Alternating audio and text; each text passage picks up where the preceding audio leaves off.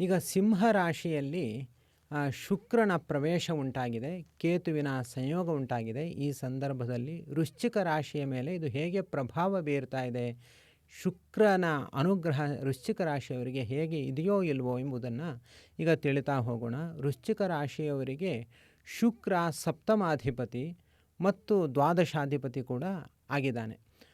ಸಪ್ತಮ ಸ್ಥಾನ ಅದು ಸಂತಾನದ ಬಗ್ಗೆ ತಿಳಿದುಕೊಳ್ಳಬೇಕಾಗಿರುವಂಥದ್ದು. ವಿವಾಹ ಸ್ಥಾನ, ವಿವಾಹದ ಬಗ್ಗೆ ತಿಳಿದುಕೊಳ್ಳಬೇಕಾಗಿರುವಂಥದ್ದು. ಅವನು ಈಗ ಸಿಂಹರಾಶಿಯಲ್ಲಿ ಸಂಚಾರ ಮಾಡ್ತಾ ಇರುವಂತಹ ಸಮಯದಲ್ಲಿ ಅದು 10ನೇ ಮನೆ, ಶುಕ್ರನಿಗೆ ವೃಶ್ಚಿಕದಿಂದ 10ನೇ ಮನೆ ಆಗುತ್ತೆ. 10ನೇ ಮನೆಯ ಈ ಶುಕ್ರನ ಸಂಚಾರ ಇದು ಹೆಚ್ಚಿನ ಅನುಕೂಲವನ್ನು ಉಂಟು ಮಾಡೋದಿಲ್ಲ. ಮತ್ತು ಇದರ ಜೊತೆ ಏನಾಗಿದೆ ಅಂತಂದರೆ ರಾಹುವಿನ ಪ್ರಭಾವ ಇದೆ 7ನೇ ಮನೆಗೆ. ಕೇತು ಕೂಡ ಶುಕ್ರನ ಜೊತೆ ಇದ್ದಾನೆ. ಕೇತು ಹಾಗೂ ಶುಕ್ರರ ಒಂದು ಸನ್ನಿಕರ್ಷ ಆಗಬಾರ್ದು, ಇಬ್ಬರು ಕೂಡ ಒಟ್ಟಿಗೆ ಇರಬಾರ್ದು.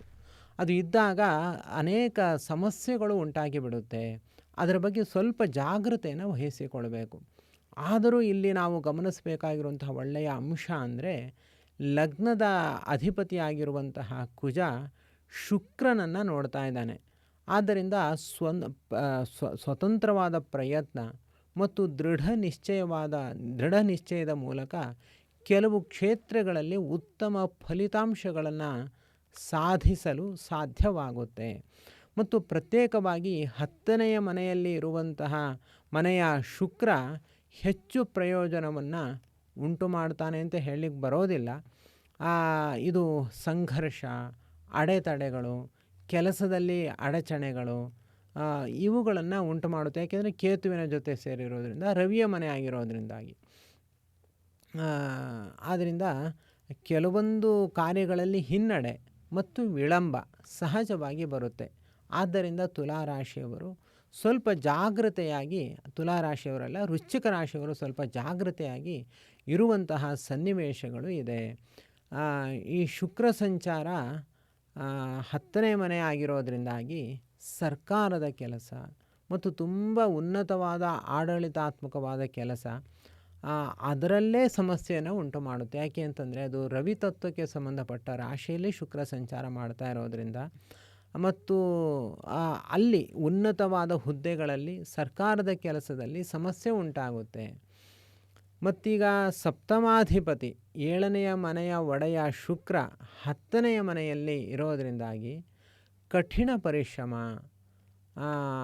ಯಾರು ಮಾಡ್ತಾರೋ, ಕಠಿಣ ಪರಿಶ್ರಮವನ್ನು ಯಾರು ಹೊಂದುತ್ತಾರೋ ಅಂಥವರಿಗೆ ಮಾತ್ರ ಒಳ್ಳೆಯ ಫಲ ಸಿಗುತ್ತೆ ಅನ್ನೋದನ್ನು ಕೂಡ ನಾವಿಲ್ಲಿ ತಿಳಿದುಕೊಳ್ಬೋದು.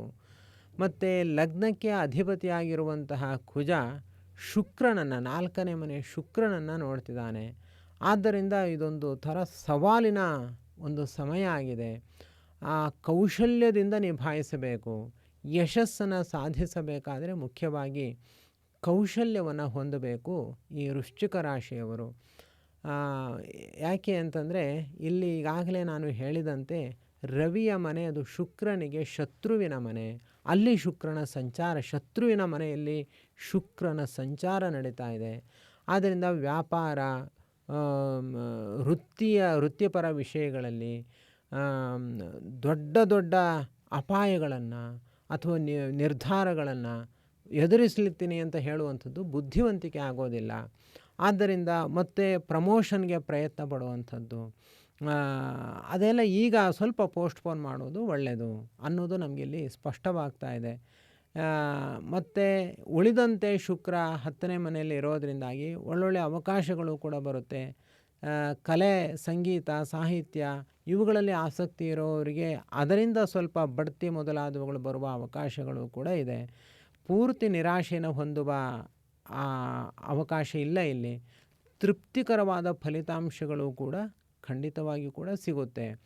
ಇಲ್ಲಿ ವೃಶ್ಚಿಕ ರಾಶಿಯ ಅಧಿಪತಿ ಕುಜ 8ನೇ ಮನೆಯಲ್ಲಿ ಪ್ರವೇಶ, 8ನೇ ಮನೆಯಲ್ಲಿ ಸಂಚಾರ, ಮತ್ತು ಇವರಿಗೆ ಪಂಚಮದಲ್ಲಿ ಶನಿ, ಪಂಚಮ ಸ್ಥಾನದ ಶನಿ ಕೂಡ ಒಳ್ಳೆಯದಲ್ಲ.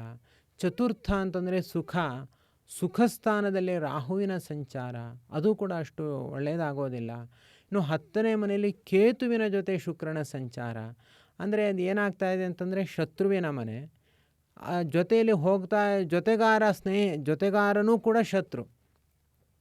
ಶತ್ರುವಿನ ಮನೆಯಲ್ಲಿ ಅವರಿಬ್ಬರು ಸ್ನೇಹಿತರು. ಅಂದರೆ ಶುಕ್ರನಿಗೆ ಇಬ್ಬರು ಶತ್ರು, ಕೇತು ಮತ್ತು ರವಿ ಇಬ್ಬರು ಶತ್ರು. ಅವರಿಬ್ಬರು ಒಂದು, ಶುಕ್ರ ಮಾತ್ರ ಬೇರೆ. ಆ ಕೇತುವಿನ ಜೊತೆ ಶುಕ್ರನ ಸಂಚಾರ ಇದೆಲ್ಲ ಆಗ್ತಾ ಇರೋದರಿಂದಾಗಿ ಅವರಿಗೆ ಸ್ವಲ್ಪ ಸಮಸ್ಯೆಗಳು ಎದುರಾಗುತ್ತೆ. ಈ ವ್ಯಾಪಾರಗಳಲ್ಲಿ ಅವರು ಹಾಕಿಕೊಂಡಿರುವಂತಹ ಒಂದು ಪ್ರಾಜೆಕ್ಟ್ ವರ್ಕ್ಗಳಲ್ಲಿ ಸಮಸ್ಯೆಗಳುಂಟಾಗುತ್ತೆ.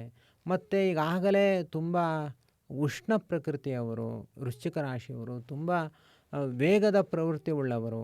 ಅವರಿಗೆ ಈಗ ಈ ಶುಕ್ರನ ಮತ್ತು ಕೇತುವಿನ ಸಂಯೋಗದಿಂದ ಮತ್ತಷ್ಟು ಆತಂಕಗಳು ಹೆಚ್ಚಾಗುವಂತಹ ಸಮಸ್ಯೆಗಳಿದೆ. ಇದೆಲ್ಲ ಮತ್ತೀಗ ಗುರು 9ನೇ ಮನೆಯಲ್ಲಿರೋದು ಒಳ್ಳೆಯದು ಇವರಿಗೆ, ಅದು ಗುರುವಿನ ಅನುಗ್ರಹ ಇದೆ. ಆದರೆ ಈ ಶುಕ್ರನ ಈ ಸಂಚಾರದ ಅವ್ಯವಸ್ಥೆಯಿಂದ ಅಷ್ಟಮ ಕುಜ ಮತ್ತು ಪಂಚಮ ಶನಿ, ಚತುರ್ಥ ರಾಹು, ಇದೆಲ್ಲದರ ಒಂದು ವಿಮೋಚನೆ ಹಾಗೂ ಸರಿಯಾದ ರೀತಿಯಲ್ಲಿ ಜೀವನ ಪದ್ಧತಿ, ಇದಕ್ಕೋಸ್ಕರ ನೀವು ಲಕ್ಷ್ಮೀನಾರಾಯಣ ದೇವರ ಒಂದು ಪೂಜೆಯನ್ನು ಅನುಷ್ಠಾನ ಮಾಡಿ, ಹಾಗೂ ಗುರುರಾಯರ ವಿಶೇಷ ಆರಾಧನೆಯನ್ನು ಕೂಡ ಮಾಡಿ. ನಾನಿಲ್ಲಿ ಒಂದು ಒಳ್ಳೆಯ ಉಪಾಯವನ್ನು ಹೇಳೋನಿದ್ದೀನಿ. ಆಗಸ್ಟ್ 30ನೇ ತಾರೀಕು ರಾಯರ ಆರಾಧನೆ ಇದೆ. ಅದಕ್ಕೂ ಮೊದಲು 48 ದಿವಸಗಳ ಕಾಲ ಅಖಂಡವಾಗಿ ರಾಯರ ಆರಾಧನೆಯನ್ನು ನಾವು ಮಾಡೋಣ. ರಾಯರ ಸೇವೆಯನ್ನು ಮಾಡಿದ್ರೆ ನಿಮಗೆ ಗೊತ್ತು ಎಷ್ಟು ಸುಲಭವಾಗಿ ನಮ್ಮ ಕೆಲಸಗಳು ನಡೆದು ಹೋಗುತ್ತೆ ಅಂತ.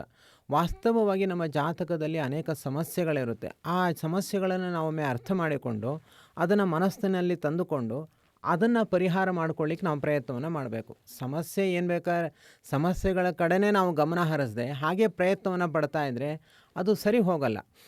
ನಾವು ಮೊದಲು ಏನು ನಮ್ಮ ಆರೋಗ್ಯ ಹಾಳಾಗಿದ್ದರೆ ದೇಹದಲ್ಲಿ ಏನು ಅನಾರೋಗ್ಯ ಬಂದಿದೆ ಅದನ್ನು ಅರ್ಥ ಮಾಡಿಕೊಂಡು ಅದಕ್ಕೆ ಚಿಕಿತ್ಸೆ ಕೊಡಬೇಕು.